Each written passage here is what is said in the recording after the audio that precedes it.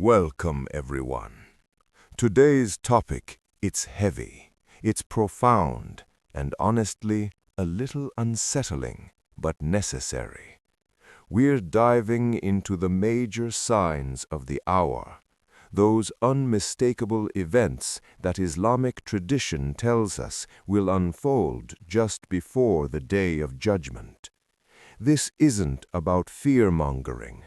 It's about awareness, preparation, and understanding what our Prophet sallallahu alaihi wasallam warned us would come, so we're not caught off guard.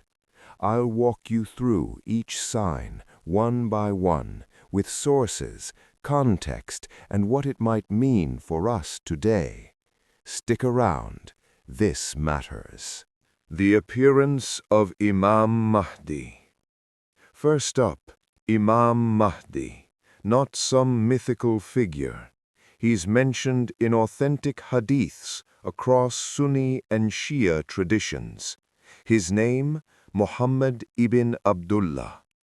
He'll emerge during a time of chaos, wars, injustice, moral collapse, and he'll restore justice like it's never been seen. He won't be divine, just a righteous leader chosen by Allah. He'll rule for 7, 8, or 9 years, scholars differ, and his reign will bring peace, prosperity, and unity among Muslims. Think of him as the reset button before the final act. The return of Prophet Isa alayhi salam. Next, and this one always blows minds, Jesus, son of Mary, will return.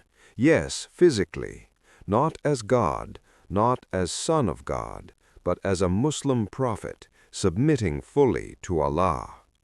He'll descend near the white minaret in Damascus, or eastern side of it, according to Hadith.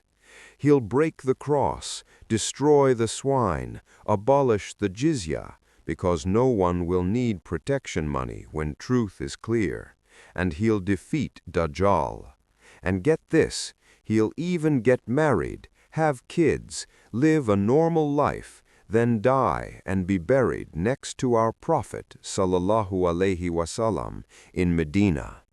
Allah's plan? Always bigger than we imagine. The emergence of Dajjal, the false Messiah. Now, the big bad, Al-Masih ad-Dajjal, the Antichrist. He's described as one-eyed, his right eye blind, swollen like a grape. The word kafir will be written between his eyes, readable by every believer, literate or not. He'll travel the earth with superhuman speed, bringing illusions of paradise and hell. He'll command rain, revive dead land, even raise people from the grave. All tricks. But here's the key. He can't enter Mecca or Medina. Angels guard them. And he'll be defeated by Isa alayhi salam, who will chase him down and strike him dead at the gate of Lud in Palestine. Don't fear him. Know him. Awareness is armor. The beast of the earth. This one's wild and often misunderstood. The beast of the earth, not a dragon, not a dinosaur, but a miraculous creature that emerges when humanity has completely ignored the signs. It'll speak to people, literally, and it'll carry the staff of Moses and the ring of Solomon. With them, it'll mark people, believers on the face, disbelievers on the nose, making faith visible. Some say it'll appear after 3 major sinkholes swallow parts of the earth. More on that later. But its purpose? To shake awake those who've slept through every warning. The smoke, ad-dukhan. Imagine this. A smoke so thick it covers the entire earth. It won't burn, it won't kill, but it'll cause discomfort, headaches, nausea, choking, especially for disbelievers. Believers, they'll feel it too, but lightly. It's mentioned in the Quran, Surah Ad-Dukhan. Scholars debate if it's literal smoke, pollution, nuclear fallout, or something supernatural. Either way, it's a global sign, unmissable, inescapable, a final mercy to make people turn back. Many won't, but the chance will be there. The rising of the sun from the west. Here's a cosmic-level sign. The sun, which has risen from the east for thousands of years, will rise from the west. Not a glitch, not a metaphor, a physical, astronomical miracle. When this happens, belief will no longer benefit anyone who didn't believe before. The door closes. Why? Because at that point, denial becomes impossible. And faith after undeniable proof, that's not faith, that's surrender to force. Scary? Maybe, but also deeply fair. Allah gives us free will until the evidence is literally blinding. The landslide in 3 places. 3 massive sinkholes or landslides. One in the east, likely Khorasan, Iran region. One in the west, possibly Yemen, and one in the Arabian Peninsula. These aren't ordinary earthquakes. These are divine punishments, swallowing entire communities. Some scholars link this to the beast's emergence. Others see it as separate. Either way, mass destruction, sudden, terrifying, and again, a wake-up call that most will ignore. The fire that drives people to their gathering place. After all this chaos comes a fire. Starting in Yemen. Yes, Yemen again. It won't burn people. Instead, it'll gently push humanity northward toward the plain of Arafat or Greater Syria, where the final gathering begins. Think of it like a divine GPS.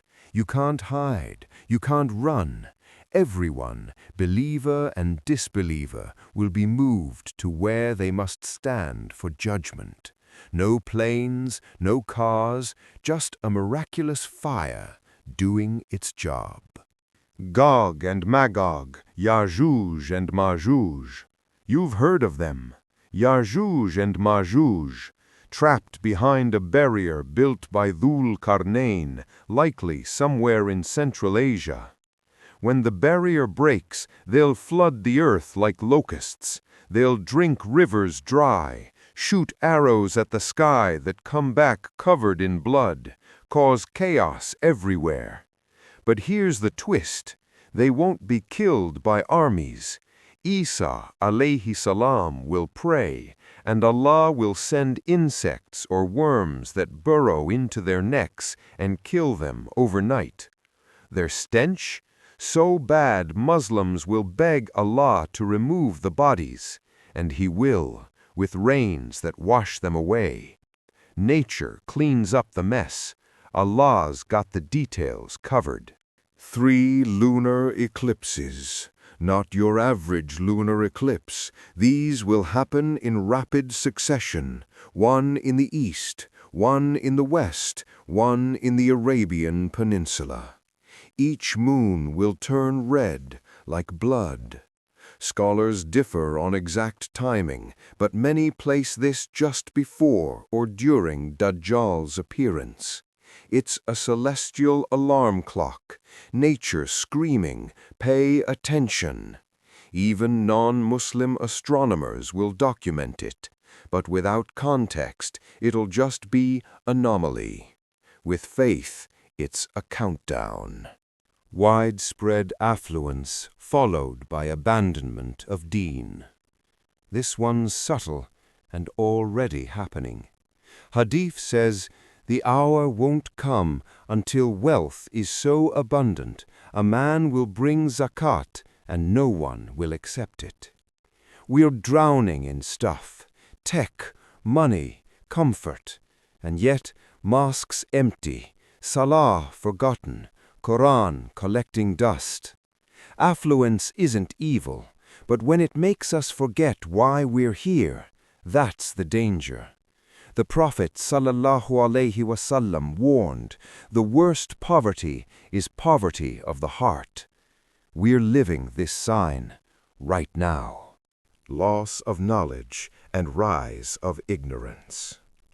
Knowledge will vanish, not because books disappear, but because true scholars die and aren't replaced. Or worse, drowned out by influencers selling halal vibes with zero substance. People will follow leaders who smile well, but mislead beautifully. Fatwas will be Googled, tafsir will be TikToked, and core beliefs watered down to fit trends. The Prophet ﷺ said, the scholars or the heirs of the prophets, when they're gone, darkness follows. Time will pass rapidly. Ever feel like the week just vanished, like childhood flew by? That's not just you getting old, it's a sign. Hadith says, the hour won't come until time passes quickly. Days feel shorter, years blur. Why? Some say it's spiritual. When hearts are empty, time feels meaningless. Others say it's literal, cosmic acceleration. Either way, if you're feeling this, you're not imagining it. It's a nudge. Use your time before it runs out. Trials, fitna, and killing without reason. Fitna, not just trials, but chaos designed to test faith. Friends betraying friends, family turning on family. People killed for no reason, except maybe their hijab, their beard, their refusal to bow to falsehood. The Prophet ﷺ said, the killer and the killed will both be in hell, because killing a believer, even in rage, is unforgivable unless repented. This sign also unfolding. Stay grounded, don't react, respond with wisdom or silence. The spread of security and peace. Briefly. Oddly, right before everything collapses, there'll be peace, real peace, under Mahdi and Isa alayhi as-salam. No poverty, no war, no fear, but it's temporary, like the calm before the final storm. People will relax, get comfortable, forget they're still being tested. Don't be fooled by comfort. The biggest tests often come disguised as blessings. What should we do? Okay, deep breath. That was intense. But here's the good news. Knowing the signs isn't meant to paralyze you. It's meant to mobilize you. Focus on what you control. Strengthen your salah. Learn your deen properly. Give charity, secretly. Mend relationships. Lower your gaze. Make dua, especially for protection from Dajjal. The Prophet, peace be upon him, taught us to say, Allahumma inni a'udhu bika min adhabi jahannam, wa min adhabi al-qabr, wa min fitnati al-mahya wal-mamat, wa min sharri fitnati al-masih ad-dajjal. Translation, O Allah, I seek refuge in you from the punishment of hellfire, the punishment of the grave, the trials of life and death, and the evil of the trial of the Dajjal. Say it every morning, every evening. It's your spiritual armor. Look, the end is coming, but that doesn't mean despair. It means urgency, purpose, clarity. Allah didn't tell us these signs to scare us into panic. He told us to prepare us for victory. The believers, They win. In the end, always. Isa alayhi salam wins. Mahdi wins. Truth wins. And if you're on that side, you win too. So live like someone who knows the finale is coming, but isn't afraid of it. Live like someone who's ready to meet their Lord, today if needed. Plant seeds of good, even if you won't see them grow. Your reward? With Allah, guaranteed. If this video helped you, share it, especially with someone who needs hope wrapped in truth. Drop a comment. Which sign shocked you the most? Which are you seeing unfold? Subscribe. We dive deep into Deen without fluff or fear.